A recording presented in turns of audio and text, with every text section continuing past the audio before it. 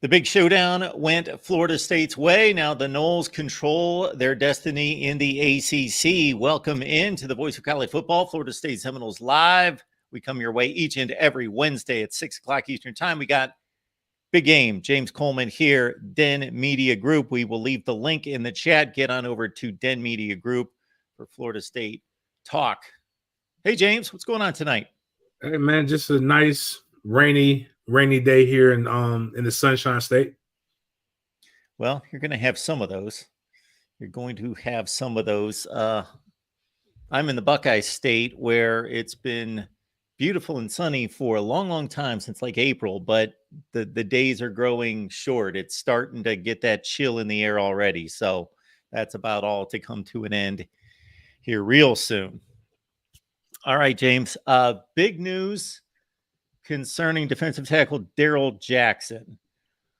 So what I'm reading here, Florida State's deep defensive line has been without one of its most powerful weapons. Junior defensive tackle Darrell Jackson had the waiver appeal denied by the NCAA during the preseason. Seminoles have been doing everything they can to force the governing body of college football to reverse the decision, getting state representatives and other political figures around the country involved.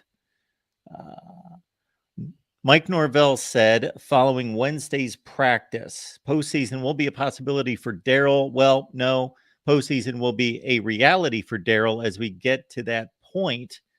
He's working. I'm really proud of him. I think he's getting good work in. He's approaching every day the way we want him to approach it. He's getting better and better, et cetera, et cetera. The most likely possibility is that Jackson is eligible to suit up for Florida State's bowl game or a potential playoff run. The university will conclude the fall semester on December 15th, et cetera, et cetera. ACC championship game on December 2nd. That'd be a good thing. Could have used them for this month of September right here. We're creating pressure to continue to belly the pocket when we play against these scrambling guys. But what I believe in the rule is it's news because we're saying it, but like when guys early enroll, in theory, they can play in that bowl game because you're in it as long as you're in another semester. You're not technically in that season. They've been able to practice for years, and people have been doing stuff. So it's technically, I guess the postseason also isn't under NCAA. So like one of my jokes was, what if Florida State just said bump it and we just played them and went undefeated? Technically, the committee could still say we can play in the college football playoff. So it'd be something on the outside, but it would be unprecedented if one could say. But I think it would be great. Added depth, a guy who'll be fresh, who's been practicing. I always tell people game reps are way different than practice reps. But I think it would be somebody that it definitely would be added depth at a time when you probably could use it. You need every advantage you can get when it comes to the late season play. And if Florida State is in position to stay healthy and continue to win these games that they should be favored in every week as the season goes on, and they do what they're supposed to do, Florida State definitely could use that. And it could be the secret to success if they do get a chance to play in the college football playoff. So I just want to clarify something, James, that's probably never going to come up, and something I should have known, and I believe I did know at some point. So, for example, early enrollees come in. Let's say they get done with high school December 10th, whatever the date. Bowl practice ensues. They step on campus, and like a lot of them, they practice during the bowl session. Obviously, no head coach is going to utilize them because they just joined the team. But let's say, somebody's a phenom and they learn a couple plays, and in a certain situation, a coach wants to use them. They are eligible because that is a new calendar year. Yep. So that's basically it's what's funny about all of these things, a lot of this stuff is like they're rules that have been in place for years. Just nobody's ever utilized them because you've never had to. Like nobody thinks about transfer. Like typically in past years, you've had transfers be like your JUCO players or your transfer be your JUCO players, or they'll be like again a regular transfer, but they had to sit out a year. But now we're early with the one transfer rule, and also with the NCAA calendar coming into effect. When one thing ends, technically, again, you're not in the regular season, and the NCAA is the governing body for the rules, but their rules are typically for the regular season. So it's a loophole. It's a loop. It's I remember when the grad transfer was the loophole that had been in there for years that nobody had really been utilizing. I remember when it's just funny to see how some of these things are kind of coming to fruition. And it's kind of dope. But I think it's stupid still that the NCAA has the behavior of the NCAA in the last 4 to 5 years is why I've always not liked them, but why I'm no longer for there needs to be a governing body, but the NCAA's not even laissez-faire attitude. It's really a temper tantrum. The Power 5 conferences went to them a few years ago and said, we want to start paying athletes in some manner, way, shape, or form. We want you to have it. NIL came into function, and instead of them using the rules that they already had, they kind of just said, hey, it's hands off. Do whatever you want to do. See you failed and then come back. Then they went, now you're losing more control. You go to Congress. You're saying, Congress, we need you to create rules for a governing body so that we can follow. And Congress basically said, you want us to do your job. That's not right. And when Congress, it's just a lot of passing the buck. And instead of creating rules, following your rules that you already have, and then secondly, realizing that some of these guys signed up before you made the new rules. They're still in it for the new rules. But literally before you made those, they came under that.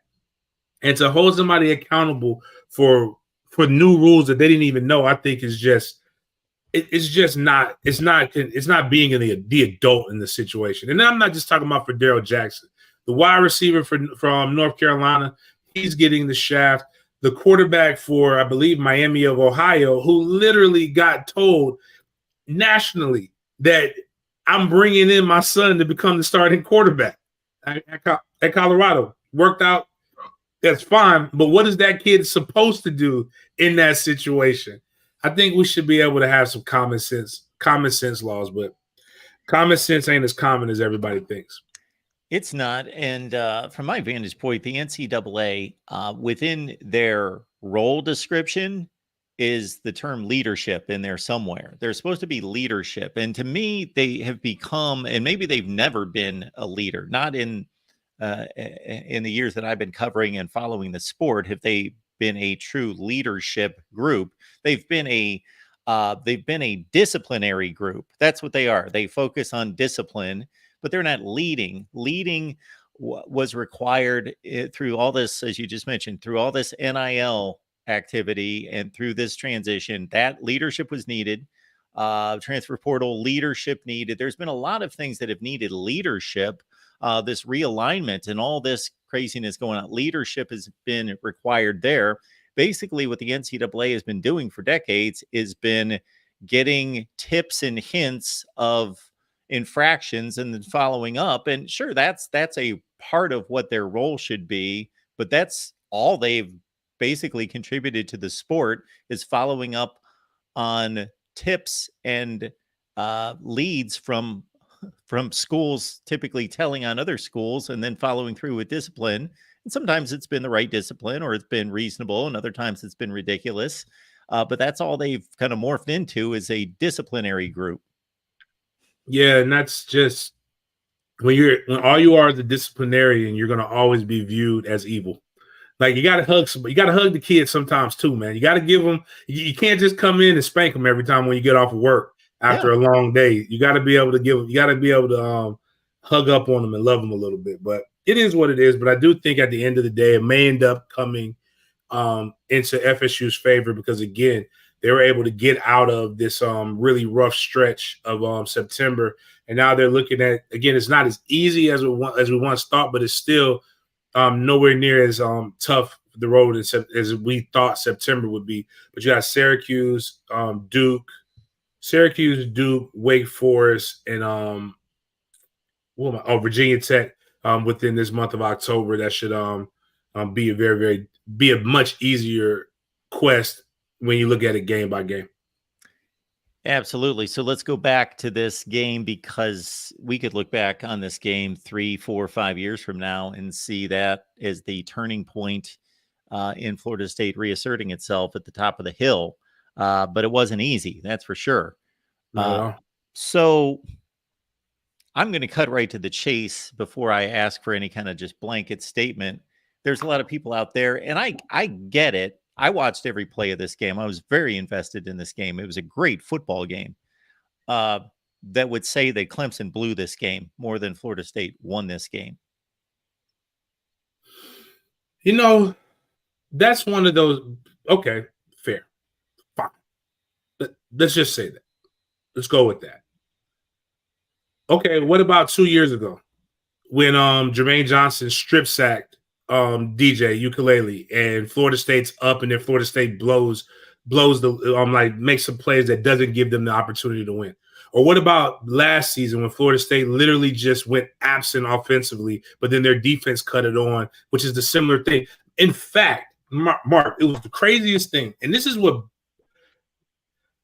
hating is not for you. Hating is a really bad look. And what happens is when you don't look at this stuff as a football fan, Mark, you're a football fan as well as I am, and I had a blast because it was a good game. Go and look, and when you get a chance, go look at the box score so you can see in the team stats from last year's game. You want to know what you're going to see? You're going to see a Florida State that beat Clemson in every statistical category except for what mattered. You're going to see a team that was that wasn't penalized as much. Florida State had less penalties, had more yards, had I think we might have won time of possession. Bottom line is, if you read the box score, you would think Florida State should have won that game, except for the total overall score. So what happens when you look at this one? You read the box score. Oh, and we heard a new term that I've never heard, and this is what I like and I hate. The middle eighth. Oh my God, if I would have heard that term anymore. Clemson, we focus on the last 4 minutes of the second quarter and the first 4 minutes of the third quarter, and that's really when you transition and you win the game. Well, guess what Florida State won this year? Florida State won the middle eighth. Florida State got their asses whooping every statistical category except for the one that mattered. Florida State was more penalized than Clemson was. Florida State, what they did was, when it works for you, nobody went back and said that, oh, Florida State could be, even with NC State, Florida State could have just as easily been 11-1 as they were 9-3 when the season ended. Nobody ever says that when you're on the other side of it. It's only when it doesn't work in your favor. That is non-masculine energy. That is a loser's mentality. Clemson lost the game. Whether you want to say they lost it because they gave it to Florida State, somebody had to be on the other side of it. Nobody told Dabo to call somebody my age who wasn't good enough to kick for him when he was in school to come home and leave his family after kicking the ball 3 times to come and kick a game-winning field goal. That's part of the game. Nobody told him to not recruit a kicker. Everybody in their right mind who has the 50 there, they literally have 56 blue chip players to Florida State's 27. I don't want to hear it. They lost in Death Valley at home on a marvelous day with everybody there, all the energy. And Cade Klubnik played a damn good football game too. The best game he's played all year. And you know what Clemson did? Actually, forget that. Forget all the other stuff. Clemson lost that football game the same way they lost to Duke. You turned the ball over more than the other team, and you didn't play as physical when it came down time to it. Klubnik got caught, should have been caught on numerous sacks like that blitz. Florida State got real close. One time when he threw the touchdown to Will Shipley, me and my brother CJ Wilson did a great breakdown. Both of us were actually there at the game. Shipley runs an angle route. It was a great route. They caught us napping. Linebacker, for whatever reason, followed the slot. Azare Thomas tried to go get the running back, which was a mismatch just by alignment. But when I tell you, Klubnik throws the ball without even seeing him open, Like he's getting lit up as he's throwing the ball. He just threw the ball and just knew, praying somebody's going to be there. That's just as much luck as you could say as anything else. But K he was getting his behind hit a lot. He's tough as nails. But what I'm saying, it finally hit when Kalen DeLoach did it. It was something that was a long time coming. And that happened. I see Clemson fans talking about referee, and there was some egregious ones, but man, there was some egregious holds on the other side. That's the game of football. The field goal kick that Fitzpatrick kicked. There's a rule in NCAA. You can't jump over somebody. You can't jump over a lineman. Their guy literally jumped over the lineman. With the referee right there, guess what happens, Clemson fan, if that's called? Game changer. Completely different game. But as my great granddaddy, Gordon Watkins used to say, if ifs were a fifth, we'd all be drunk. Or as his son Gordon said, if my mama had a pair, she'd be my daddy.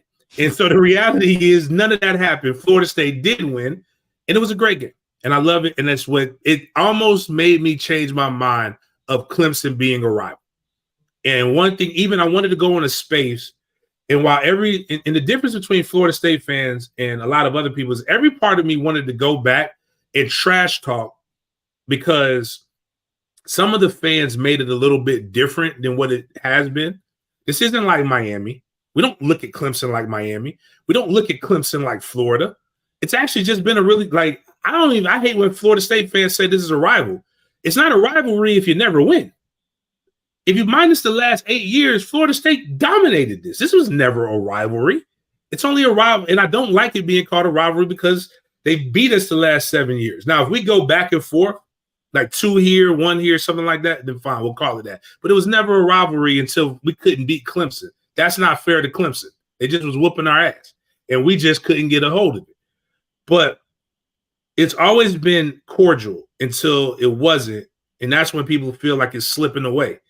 And I wanted to go into one of the spaces with one of the guys who kind of came in was being disrespectful, but I felt like that's not right. It would poo-poo on a great game. Okay, Clemson played well. Will Shipley played well. Is it Maffa? I think that's the running back's name. Maffa. Yep. Played well. Trotter is everything that we needed to do that we thought he was. I would love to have Trotter with the Jacksonville Jaguars, and I would love to draft Nate Wiggins.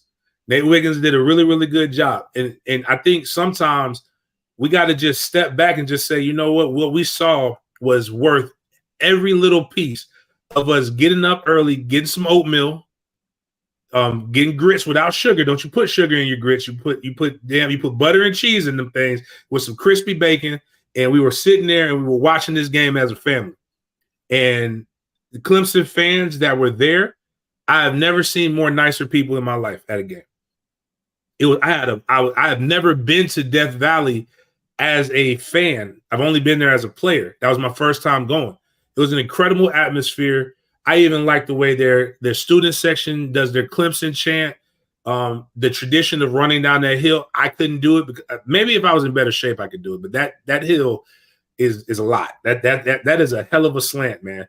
But like just seeing those guys run down, seeing those guys do different things, man. I think Clemson was just was dope, and I think they're the best 2-2 team in the nation. I think even though Syracuse typically gives them a little bit more trouble consistently, that's why I used to tell them, don't judge us based on Boston College, because y'all play Syracuse terribly every year. Dino Babers has your number. Like, he knows how to make the game tougher than what it is, and he's even beat you with Trevor Lawrence. I think they're going to come in and they're going to shock people when it comes to the end, and what's going to suck for them is the new rules. Is that because right now they need both us and Duke to lose 2 games. Actually, lose 3 games, because we have the head-to-head, and they're already. And technically, what world will we ever? What bizarre world is it where Clemson is at the bottom of the ACC? Yeah, and basically out of it the last week of September, because, like you say, they need Duke to lose 3 times. They need North Carolina to lose twice, and then it would be whatever the tiebreaker. They need Miami to lose twice, and they need to run the table. Yeah, they need a lot to happen. And a lot could. Miami has one thing about Miami is, which is interesting, their schedule, like because they play A&M is good. I didn't think they would beat A&M. The other 3 games they should have won those, but they have 8 straight conference games. And the difference between conference games and other games is styles make fights. Like we all play each other every year. Like, so you know what a Miami team is. You know these guys. You don't need to go find secrets from somebody else. You've played them the last few years. And I think that's going to be that's going to be, as my guy when I do the bowl selection show, that's going to be a tough road to hoe to win 8 in a row. So a lot of things could happen in Clemson's favor. And the way that this year is going, man, nothing would shock me. This has been a crazy year, crazy 4 weeks of 5 weeks with week 0 of college football. Yeah, it all depends for me how that line is delivered. Like, Ohio State missed a kick that would have sent them to the national championship game. Mm-hmm. I can see that both ways in regards to that's part of the game. They lost the game. Let's take mm-hmm. officiating out of any controversial game, because I hate when the officials have to decide a game. So let's take any officiating, and I really don't believe officiating had anything to do with this game. And I know that we could go into that, and some people have, but I don't see the officials really being involved in terms of deciding this game. I think it was just, did Clemson blow it more than Florida State won it? So I don't have an issue with the Clemson fans saying, man, this really hurts. If we would have done that, they could point to about 18 different things. But when they go through the whole process of possibly saying, they don't deserve to win, we deserve to win kind of thing. Well, you didn't deserve to win, because all of that is part of football. So much like Ohio State didn't deserve to beat Georgia. Now it's excruciating. It's close. Mm-hmm. It's that close. And you could say, man, wish something else happened. One other play was different. And you could say the same thing about this game. But the team that deserved to win certainly won the game. And like you say, that's just a curious decision by Dabo to bring some guy off the street to kick. He's not kicking against FAU with a 5-touchdown lead to get him warmed up and have him prove something. He's kicking against Florida State, the most important game of the year. As a fan base that's had good kickers screw up big games, like I make a lot of jokes about kickers, but it's really one of the most like when I'm playing, there's 11 guys. Like when I was playing, there's 22 guys on the field at the same time that everybody's looking at who has the ball. A lot of things you make them. If you drop a pass or you fumble, like it gets. But for the most part, every play isn't. That's all eyes aren't on you. But when it's a game-winning kick, all eyes are on you. Whew, it is a lot of pressure that comes with that. So, like, I typically would want to have a guy who's had at least a little bit, like, at least actively doing it. Like, go put your freshman in there. Go put a soccer play. Go do something else. That's what I would suggest. But I mean, I believe he made all those field goals. They were happy about that, but his extra point, excuse me. But I think that was just the thing. But bigger than that, we went into overtime. So Florida State scored on the second play of overtime. Went up top. Unfortunately, should have probably scored on their last drive. Nate Wiggins made a phenomenal play. Might have been a little hope, but whatever. Made a phenomenal play. That's when he got banged up. A lot of people joke and say ball don't lie. Probably should have scored right then. Didn't score. Nate Wiggins is out. They go attack the guy who was in really good position, and it works. But then what Clemson fans got to remember, you had 4 straight plays where I, as a lover of college football and especially offense, when I'm watching Florida State on defense, I hate to say it like this because Florida State fans might not like it. I root for our defense because it's my school. I look at the defense for how the offense can exploit them. Like, what are you doing or what are we trying to accomplish here that's going to make us this a chess match? And I'll say this, instead of being mad at Florida State fans for cheering, you should be mad at Dabo or whoever the offense. I don't think that's linked. That's not Riley calling that offense. Riley is trying to call what Dabo wants. If Dabo lets Riley just call what he wants, you'll see a more explosive offense. You can kind of see that, like you when you watch the guy enough, and people don't know that Lincoln Riley's little brother. Like when you've seen it enough, you kind of know what it's supposed to look like. And what I'm looking at is a guy who's hesitating and trying to fit what he does in a box. And what he needs to let him do is what he hired him to do, and let him flourish. Talking Florida State football with all of you each and every Wednesday, 6 o'clock Eastern time. Get to Den Media Group. That's James' channel. We will leave the link in the chat, and follow James, of course, on Twitter as well. I'm going to hit you with another controversial point that I knew nothing about until about this time yesterday when I was about to record some Clemson stuff, and I was searching around and I saw where Dabo Swinney was making comments that were very complimentary of Jordan Travis. Well, so happens that Jordan Travis had made a comment, and correct me if I'm not getting this correct, because I did not hear it out of Jordan Travis's mouth or in print even, kind of heard it third hand, that he felt as though his wide receivers or maybe himself were being disrespected because Clemson was playing man-to-man. Yeah, that's the competitor to him talking. And what it means is that I got two NFL guys. You think you got two NFL guys that can cover my guys one-on-one on an island. Now, in their defense, they actually didn't do a bad job. You know, like Johnny Wilson did have some big it was some really big grabs. And I think one of the things, and I think it's because of what happened to Jordan previously against Boston College being a little bit banged up. While it wasn't his throwing arm, it's clearly affecting the way the ball is released. And I think if he were a little bit more healthy, you probably would have had better things. But what I would do too, knowing a guy is coming off of injury, I'm gonna man you up and I'm gonna bring pressure. And they did it, and that pressure made him not look at the middle of the field, which was more open than not. Or let me rephrase that, because when he threw it to Johnny Wilson, it's a lot of skinny post and post, so it was technically that's attacking the middle, and it wasn't a 50-50 ball. But he wasn't able to look at Destin Hill, your Winston Wright, your tight ends, and things of that nature. So I see what he's saying, but at the same time, you know, you got to be, when somebody gives you a gift, you got to take it. Teams that blitz heavily and teams that play man are typically trying to hide something. So what your job on offense to do is to figure out what they're hiding so that you can go out there and exploit it. And I think it's just one of those things that you say in competition. Everybody has their scheme. I had Nate Wiggins. If I had a returning, I think Florida State should play man more with some of the NFL caliber guys that they have, as opposed to playing zone. Blitzing, playing man coverage, it releases them. It's really mano a mano. You kind of eliminate a lot of your coverage mistakes, which is what Florida State didn't do.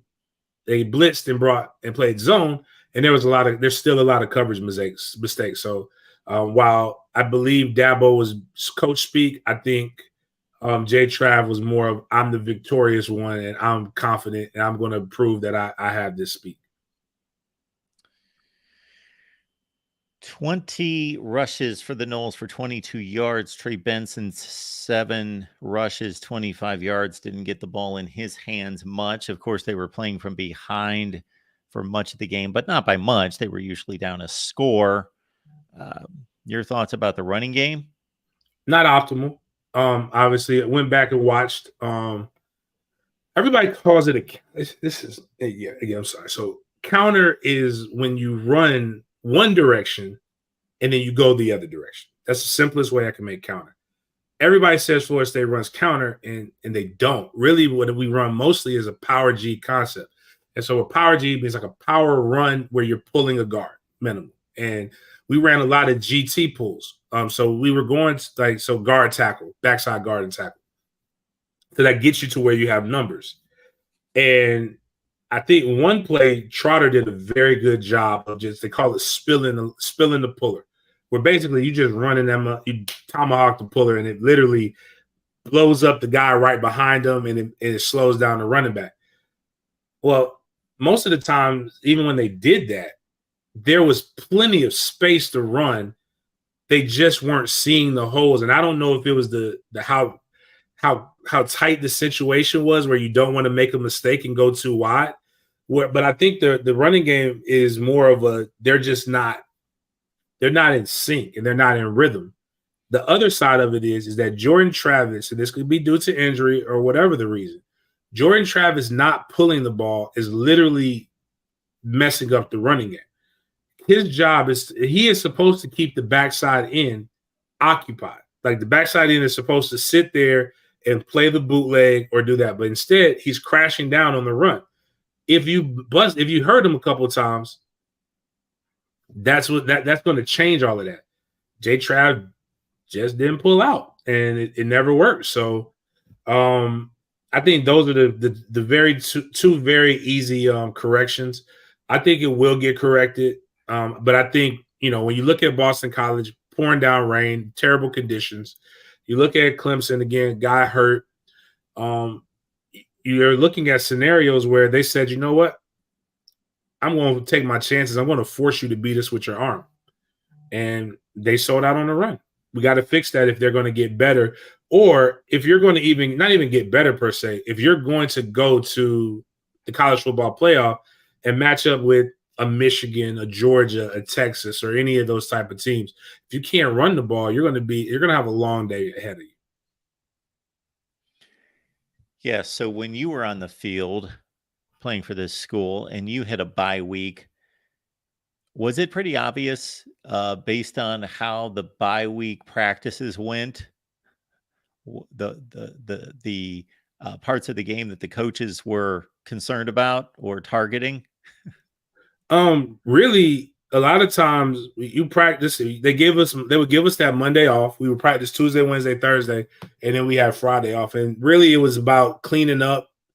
Tuesday was about getting healthy and cleaning up some of the things that you saw. But really, you're going into the next week. Their mind is shifted away from Clemson and more towards Virginia Tech, because obviously you can't, and how not to make the same mistake twice, because you can't get the mistakes back that you played against the last team. All you can do is try not to make those same mistakes against an opponent that will know a little bit more about you than others, because the defensive coordinator at Virginia Tech is the former linebackers coach at Florida State under Mike Norvell. So I think that's kind of what you really do. But really the most important thing, and you get younger guys reps. The most important thing of a bye week is getting healthy. You get guys who haven't been being able to practice and take more one reps. You allow them to start taking more than one reps, and you start letting your guys who are the veterans get more mental reps. And I think that's kind of what you got to do. And then it's a long season. I personally would rather the bye week be a little bit later, but it's not. So but you go and you go have fun. Like a lot of times we would go to the beach, go hang out, go back home. I'm from Tallahassee, so I couldn't go home. My home was already there. But I would go to Destin Beach, or I would go to Panama City for a couple of days. And a lot of guys go home and get up under mama, let her make you some good home cooked meal so that you can get healed up real good. And then you come back on Monday, really Sunday, when you got to report back, ready to continue the task at hand. Because right now, for them, and I've been in this situation, every one of your goals and your dreams that you started the season off with is right there for you. So they got to continue to go after those goals and dreams. The last time Florida State and Virginia Tech got together was Willie Taggart's first game in 2018 at Doak Campbell. About the only thing I remember of that game was that somebody got loose for FSU. It must have been Cam Akers, I think, for a long, long run, the first drive of the game, like 70 yards. And then their offense just stalled. They kicked a field goal. It was 3-zip. And then after that, it was all Hokies, 24-3. And I just remember thinking, Willie Taggart's supposed to be an offensive guy. And I just, but it's his first game. So, all sorts of coaches get off to bad starts trying to correct issues and turn around a program and all that good stuff. So, man, to think that was 6 years ago. You ready for your soundbite? Willie Taggart walked so Deion Sanders could run. And what I mean by that is everything that we're seeing at Colorado right now is what Willie Taggart wanted to attempt at Florida State, except for winning. And if you go back to that Virginia Tech game, Labor Day, national TV, all prime time, all eyes on Tallahassee. Bobby's first game back that since he had been let go. Mickey Andrews was being inducted into the Hall of Fame, the greatest defensive coordinator, one of the greatest defensive minds in football. Peter Ward's jersey was being retired, one of the greatest players to ever play college football. They were wearing all black. That's right. Sold out game. It was so like one of my teammates, Travis Johnson, said if he loses that game, he should be fired immediately because he's like, it's either going to really work in our favor or that's just entirely too much stuff going on for your first football game ever. Like you got to like have two of those things happen. Because normally you retire, like the Hall of Fame stuff happens like the lesser game. Like you don't have all of that happening. The music in the locker room, dancing, hip hop, very urban, loving life for us to go out and lay an egg. And then it just never picked up from there. If you even remember correctly, Florida State had all the chances. I remember being in the end zone because my seats were in a different spot than they are now. I actually bought season tickets that year for the first time. And Keith Gavin ran a slant in the end zone. Keith Gavin was a 4-star wide receiver from right outside of Tallahassee. Big body guy. He caught it. And then the Virginia Tech DB tapped him and he dropped it. And I was just like, yeah, this is indicative of how it's just a weird game. So for that and that alone, I believe we should beat Virginia Tech by 50. But Virginia Tech is just, it scares me though, because I don't want to go in and I don't want too much going on, man. Even though Mike Norvell is way different in his approach to how he's going to handle this. But I think I want to say Virginia Tech is outmanned, but Virginia Tech barely had a secondary when we played them last time. Different coach as well, but I think we should be able to handle this. The game is sold out. It'll be at 3:30. So we'll still have the inherent advantages of being a Florida team. It'll be hot. Hopefully the weather won't be wet and rainy. And hopefully our guys will be able to go and impose their will. So I think it should be a fun game. Yeah, I just pulled up the box score. So that Cam Akers deal was even worse than I thought. So that was an 85-yard run, and he finished with 14 carries for 82 yards. So he went -3 on the other 13 runs. Was it Cam or was it Kalen LeBourne who ended up transferring out to go to Marshall? It was one of the running backs. Yeah, Cam Akers stuck around. Yeah. Yeah, DeAndre Francois, Josh Jackson on the Virginia Tech side. Yep. All right, that was a long time ago. Boy, Florida State, a much different group this year. Will you scout some teams this weekend? Will you just kind of kick back, watch some other games? I'll probably watch some other games. I think Florida plays Kentucky, I believe. So yep. I'll be watching that. They go up there. Kentucky's like Mark Stoops knows. Like Mark Stoops has been on the wrong side of a lot of those.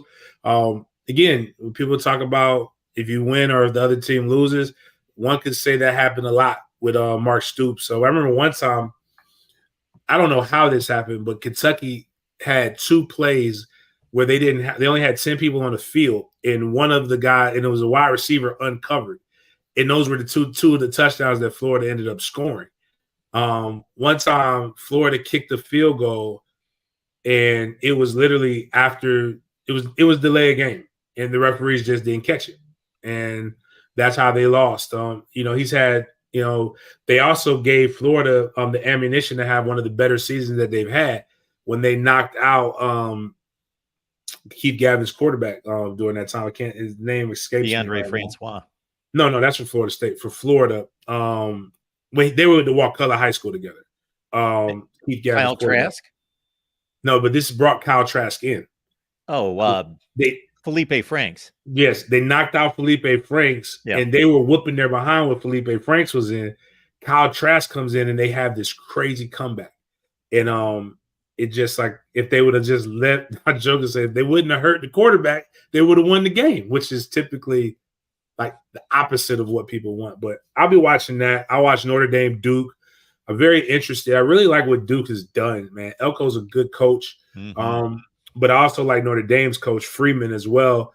They lost a tough one with Ohio State. I'm still trying to figure out why you don't just – you had 2 back-to-back plays with 10 guys on the field. You got to take the penalty on one of those because you're going to at least run out of time, but at least give yourself a chance. But I have to look at the rest of the game. Yeah, without a doubt. I will be like the rest of the nation watching Colorado USC, even though I have a pretty good feeling about what's going to happen this week, even though I kind of wish people would stop acting like we all didn't know Colorado didn't stand a chance against Oregon. And like these 2 weeks weren't going to exist. But I also think Colorado might have been done a little bit dirty by not having them ranked. They weren't. We knew what was happening with that, but outside of that, Ole Miss, LSU, no real games like of note that I really care about. So I'll probably be a family man, except for watching my ESPN app. Gotcha. Well, that's a good thing to be. I will call you on one thing, James. Trevor Lawrence didn't lose to Syracuse. Oh, he wasn't. So okay. Trevor Lawrence his 2 years were undefeated, and then he lost LSU in the championship game. That's the only he came within one play of losing. So in 2018, they knocked him out of the game.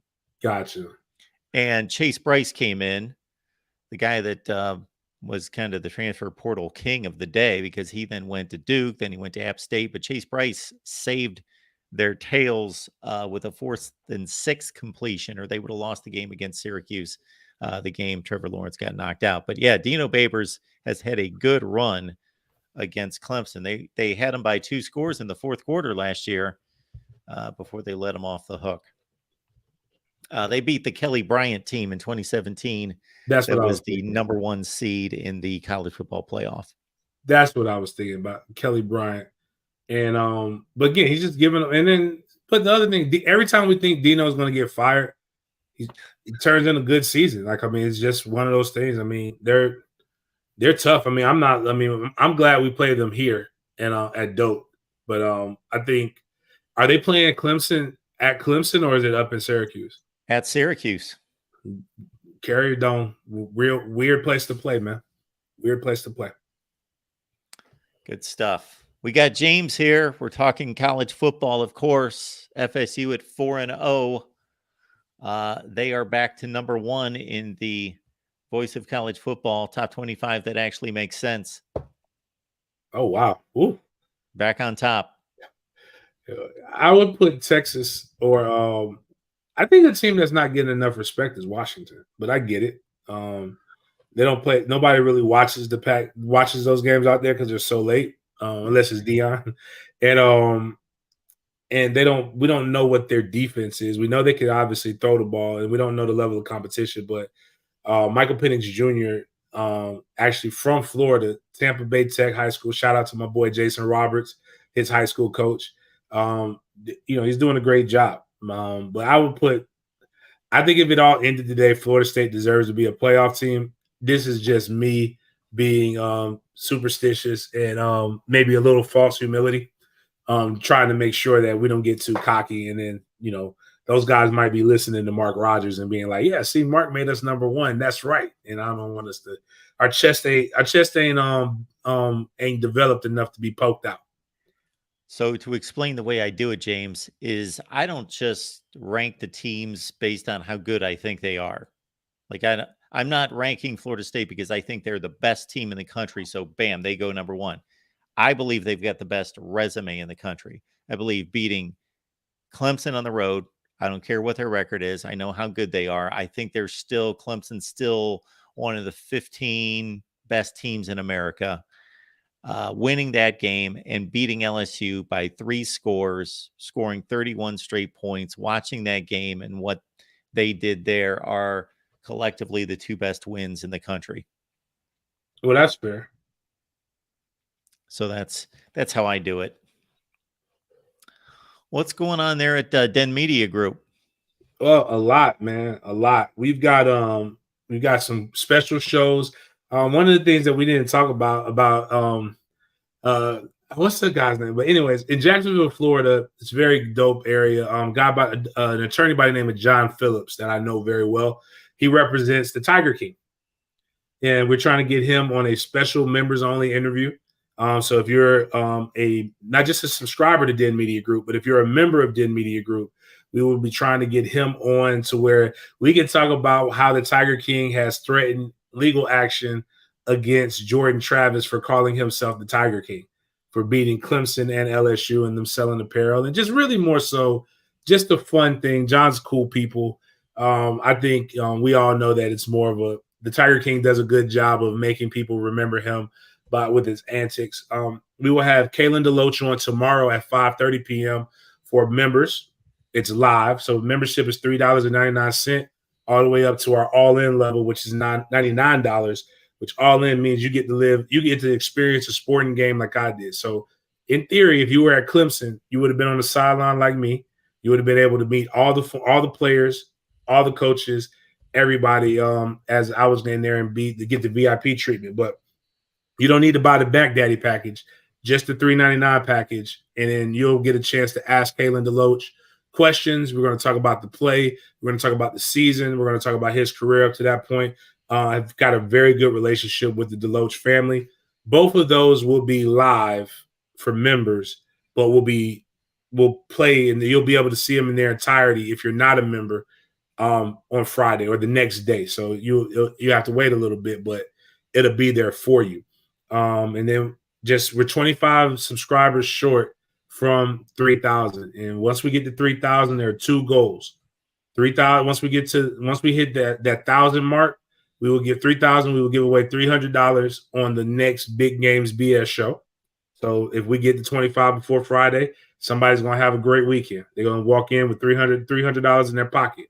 We will also, on the next Wednesday, we'll give away a pair of tickets to every FSU home game during the show.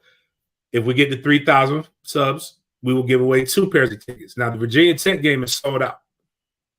So unless you want to go pay some really, really high dollars to get in, you could just make sure we get to 3,000 subs and then listen to Big Games BS, and then we will give away the tickets on Wednesday. So you'll be able to know how you can get to the game or whatnot. If we get it, the Miami game is sold out. We get to 5,000 before the Miami game, we will give away 2 pairs of tickets to the Miami game as well. But yeah, that's the stuff that we have going on over there. Continue to pump out content. My son has a show, Trey's Take, which he'll be doing tonight, where he will give his opinion of the Clemson FSU game. And me and CJ Wilson have started our Monday quarterback segment, where we basically take the film and we break it down and we talk about it from 2 guys who have actually played the game's perspective as well as coached it. So it's a little bit different than other people's. It's a little bit, and our terminology is way easier to follow. Like, we're not using a lot of the weird words that people don't actually use in coaching. That, but whatever. We're here to educate the masses, and I think that's dope. Folks, you see the banner on the screen. That is in the chat 3 times with the Den Media Group link. So it's easy to follow right there. We make it very easy for you to get to Den Media Group. You heard the deal, and you get to hear from Kalen DeLoach. You get all those goodies. So join James there at Den Media Group. Again, the link's in the chat. I can't offer anything close to that, but hey, for $5 a month on Patreon, either on patreon.com/MarkRogersTV or as a YouTube member on the main channel, $5 a month, I went 15-5 against the spread. So you can cover that $5 like that. Then we've got our guy, Steve Merrill from Wager Talk, and he is 16-1 against the spread. And he gave us gives us, James, an exclusive pick, his under the radar selection only for us each week. And he's hit 16 out of the last 17. So he has been on a roll, but he's a guy that crunches those numbers like a madman all day and all night. All right. James, appreciate you doing this. You make this channel go, you, Chris, and George. So we appreciate you. Oh, man. Thank you. Appreciate you having me. Folks, we'll see you next Wednesday, 6 p.m. Eastern.